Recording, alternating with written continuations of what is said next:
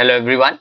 Welcome to yet another session of the daily news analysis by SRIRAM'S IAS, where we take up the important articles featuring in the Hindu newspaper and break them down for our understanding from the UPSC examination point of view.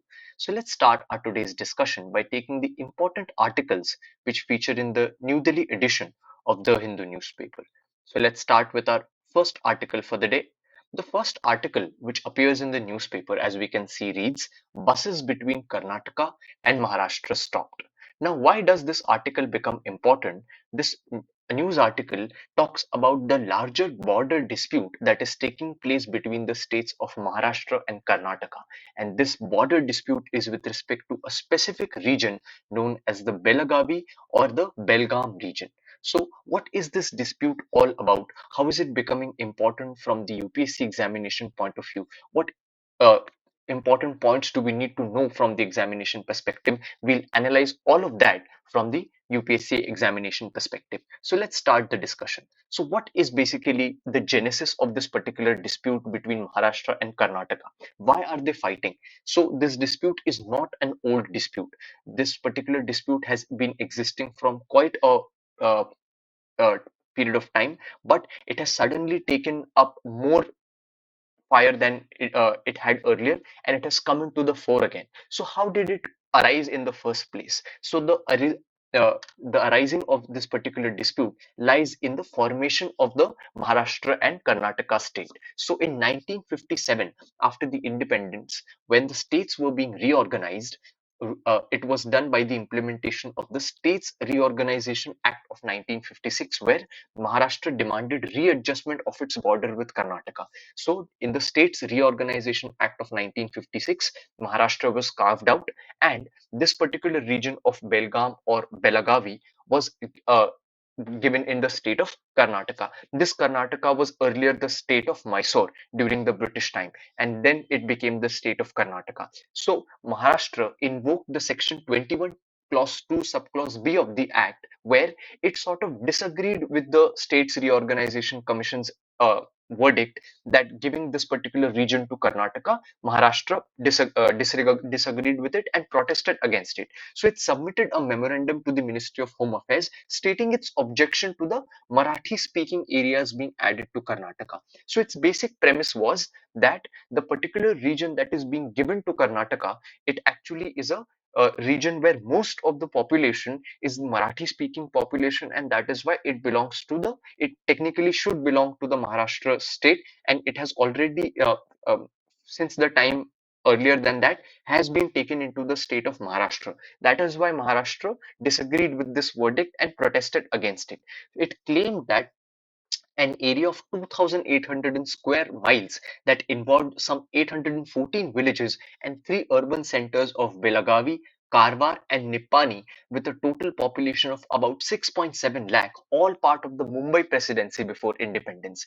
And the villages are spread across Belagavi, Uttar Kannada in the northwestern Karnataka, Bidar and Gulbarg districts in the northeast Karnataka, all are bordering Maharashtra. So later, when a four-member committee was formed by both states, Maharashtra expressed willingness to transfer predominantly Kannada-speaking 260 villages with a population of about 3.25 lakh and a total area of 1,160 square miles. So through this four-member committee, some kind of negotiation was to take place between Maharashtra and Karnataka, where Maharashtra would return some villages which were part of the Maharashtra state, which had predominantly Kannada speaking population, and in return wanted the Marathi speaking population of the Belagavi region. So this was done for with respect to that, but this agreement did not come into effect. This is where the genesis of the dispute starts, and since then onwards these two states are fighting with each other for this particular region, where one state feels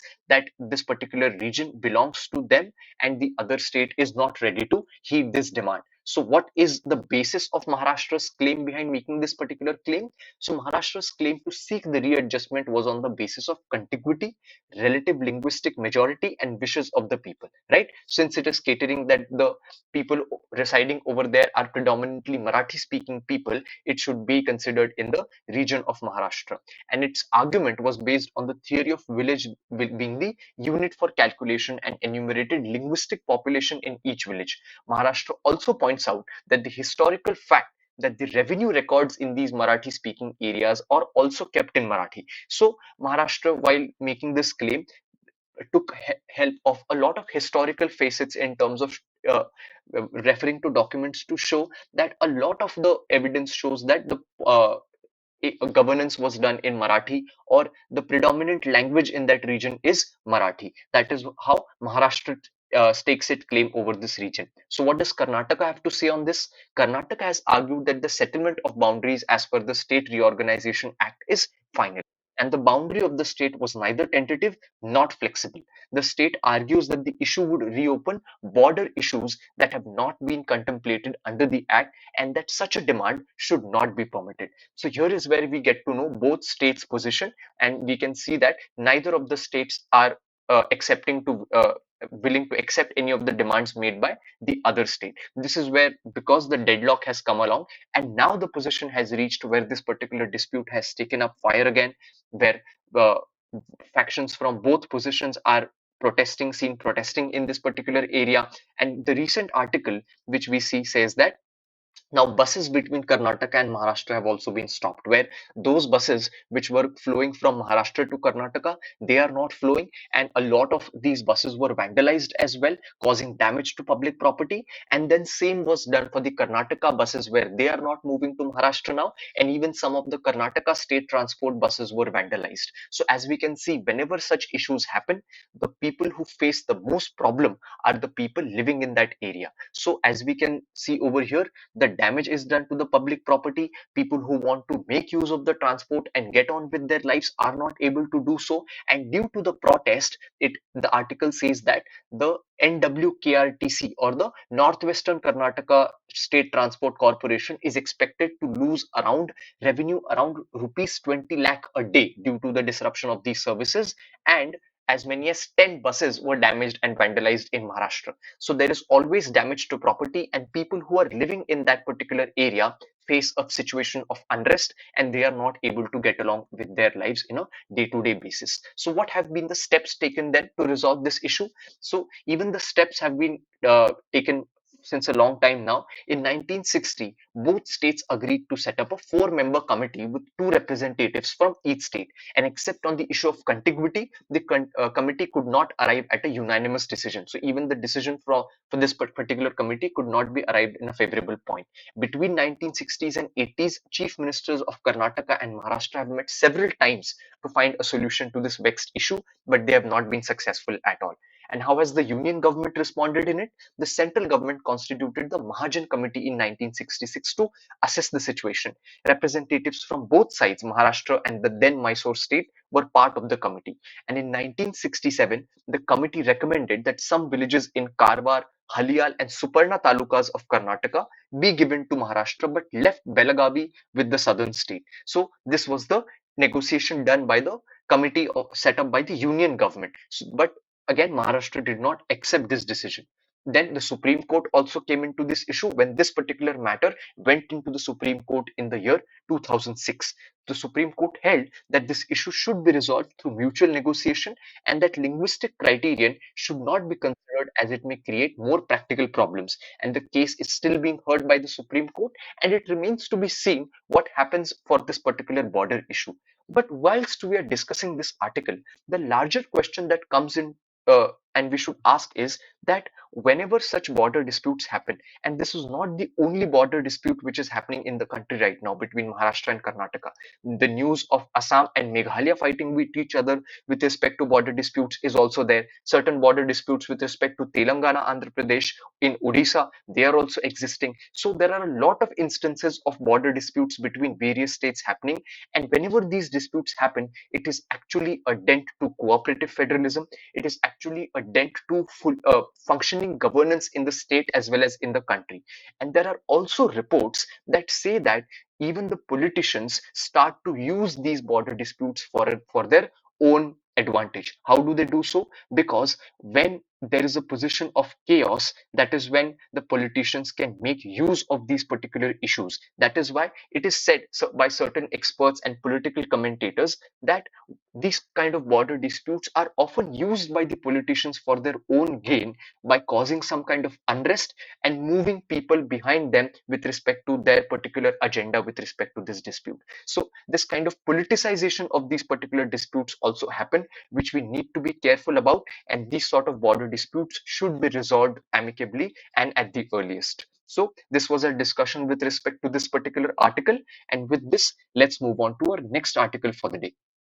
Now, the next article which appears in the newspaper reads, Pharma, Chemicals, Iron Steel Exports Gets RoDTEP Boost. Now, why is this article appearing in the newspaper? This particular article appears in the newspaper in the context of the RoDTEP scheme. The RoDTEP scheme, which is also known as the Remission of Duties and Taxes on Export Products, which is short for RoDTEP scheme. Now, so from the UPSC examination perspective, this particular scheme becomes very important because this is a scheme related to the exports which India does out of the country. And what the scheme is all about, we'll try to understand that, what are its features, and what is this new development now that some sectors are being getting included under this particular scheme. So we'll analyze all of this from the examination perspective. So what is this RoDTEP, or Remission of Duties and Taxes on Exports Product scheme? So the RoDTEP scheme is actually a scheme to benefit the exporters for Indian economy. What does it want to do? So we know that each country earns forex reserves by exporting products out of the country, and it is a very vital component of a robust economy for the country. So every country wants to boost their exports, and in order to boost their exports, they give certain incentives to the manufacturing companies or service oriented companies who are going to make exports out of the country. So RoDTEP scheme is also one such schemes which wants to incentivize exports out of the country. So how does it incentivizes? It actually incentivizes the manufacturers by making sure that the tax which is levied upon their manufacturing is as minimal as possible. So the RoDTEP scheme would refund to exporters the embedded central, state and local duties or taxes that was so far not being rebated or refunded, and were therefore placing India's exports at a disadvantage. So in just this is the scheme where all the taxes that the center, state and local bodies levy on the particular companies, manufacturing companies and service companies, those companies which are exporting products, the taxes would not be levied on them in order for the Indian exports to be competitive. And these manufacturing companies should have the cushion to not pay taxes and to focus on their exports and earn maximum profit, and in turn even help the Indian economy.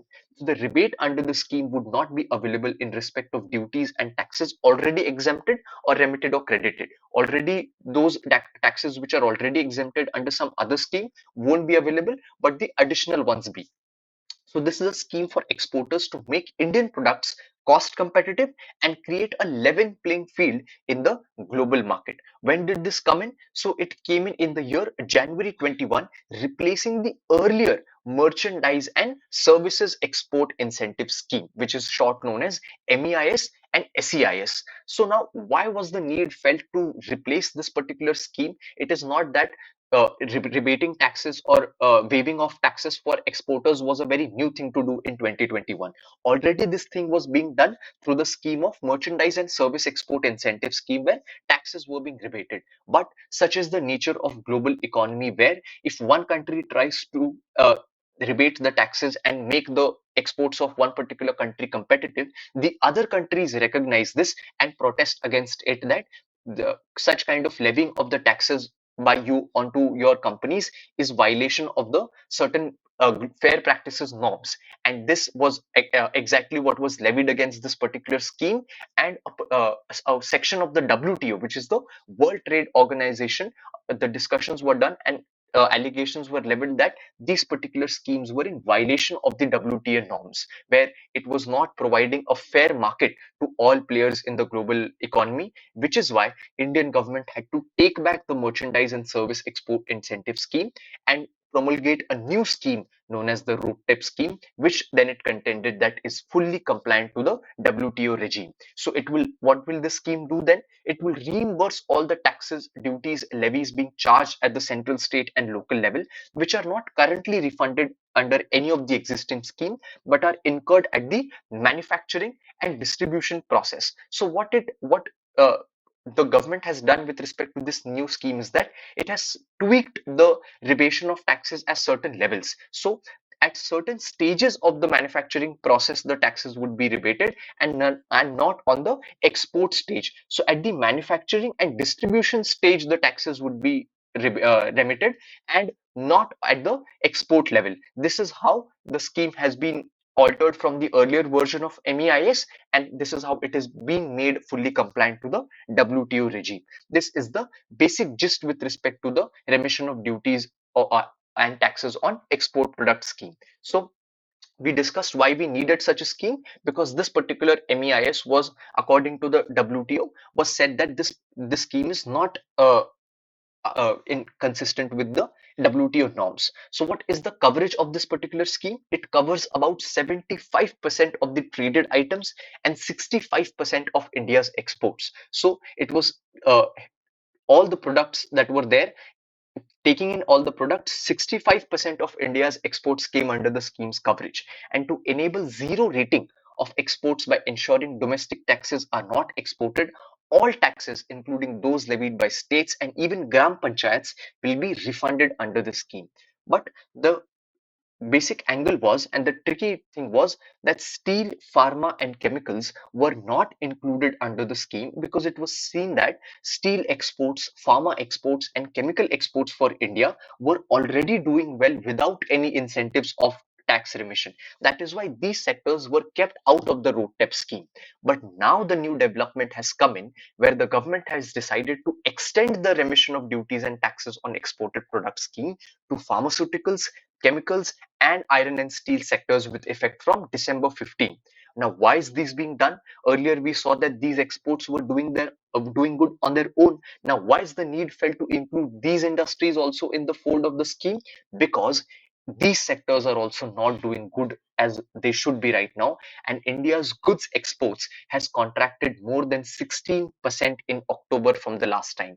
Engineering goods, which also include steel products, dropped over 21% to $7.4 billion, and drugs and pharma exports fell more than 9%, while chemical exports slid by a steeper 16.4%. So since even these traditionally well-doing industries of pharmaceuticals, chemicals and iron and steel exports, since even these are seeing drop in the exports now, and the reasons for these drop can be attributed to a lot of scenarios, not just national but also international, where we are seeing that there's an economic slowdown happening, supply chain disruptions have happened due to the Russia Ukraine war, therefore the global demand is falling, and when global demand will fall, the exports will automatically come down. That is also a reason why India's exports in these traditionally well-doing sectors are also not performing well. That is why the Indian government has decided to extend the coverage of this scheme to these sectors as well. So this was the discussion with respect to these particular articles in the newspaper. We finish our discussion over here, and we'll meet again next time with the important articles from the newspaper. Thank you.